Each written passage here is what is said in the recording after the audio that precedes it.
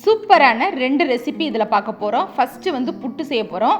நார்மலாக அரிசி புட்டு செய்வோம்ல, அது செய்ய போகிறோம். அது எதை யூஸ் பண்ணி செய்ய போகிறோம் அப்படிங்கிறது வீடியோவில் பாருங்கள். அதே போல் சூப்பரான ஒரு சட்னி, காரசாரமான ஒரு சட்னி, பச்சை மிளகாவும் வெங்காயம் வச்சு அரைக்கக்கூடிய ஒரு சட்னி, சாம்பார் வெங்காயம், அதுவும் டேஸ்டியான சட்னி, அதையும் பார்க்கலாம்.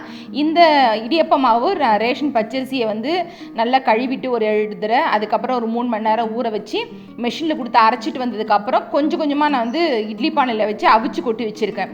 இது இடியப்பத்துக்கு புட்டுக்கு 2க்குமே நல்லாயிருக்கும். அந்த மாவு தான் நான் பயன்படுத்துகிறேன். இது நம்ம வந்து ஒரு 3 பேர் அளவு சாப்பிட்ற அளவுக்கு நான் எடுத்து வச்சுருக்கேன், ஒரு 7-8 ஸ்பூனு.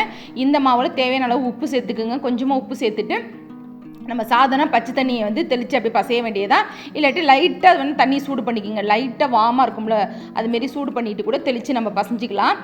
அதுமாரி பசைஞ்சிட்டு அப்படி பிடிச்சி பார்த்தீங்க அப்படின்னா புடி போடணும். அதான் உங்களுக்கு பதம். பசஞ்சிட்டு ஒரு 10 நிமிஷம் ஊற வைக்கலாம். ஊற வைக்காட்டியும் பரவாயில்ல. நம்ம இட்லி பானையில் வந்து நல்லா ஒரு துணி, நல்லா பெரிய துணி, இட்லி துணியை விட கொஞ்சம் பெரிய துணியாக இருக்கணும். தண்ணி வேர்வை தண்ணி உள்ளே போகாத அளவுக்கு அந்த இடியப்பமா உள்ளார வச்சு நம்ம மேலே வந்து துணியை க்ளோஸ் பண்ணிவிட்டு வேக வைக்கிறோம். வெந்ததுக்கப்புறம் நீங்கள் திரிச்சு பார்த்தீங்கன்னா உருளும் மாவு. இதில் வந்து நான் என்ன எடுத்திருக்கேன் அப்படின்னு பார்த்தீங்கன்னா, நம்ம விநாயகர் சதுர்த்திக்கு செஞ்ச பூர்ணம் இருக்குல்ல, கடலப்பருப்பு பூர்ணம், அந்த பூர்ணத்தை வச்சு தான் அந்த புட்டு செய்ய போகிறேன். நான் அது வந்து ஃப்ரீசரில் இருந்ததுனால அதை எடுத்து இந்த இட்லி பானை வந்து வேகும் போதே மேலே சின்ன கிண்ணத்தில் வச்சு அப்படியே அந்த ஹீட் பண்ணிவிட்டேன். அதனால் அதை பார்க்கலாம், மெல்ட் ஆகிருக்கும். பசையறதுக்கு உங்களுக்கு ஈஸியாக இருக்கும். இந்த பாருங்கள் எப்படி சாஃப்டாக இருக்குன்னு. அப்படியே கலந்து விட வேண்டியதான். இப்போ ஸ்வீட்னஸ் உங்களுக்கு பத்தலைன்னா கொஞ்சோண்டு சர்க்கரையை சேர்த்துக்கலாம்.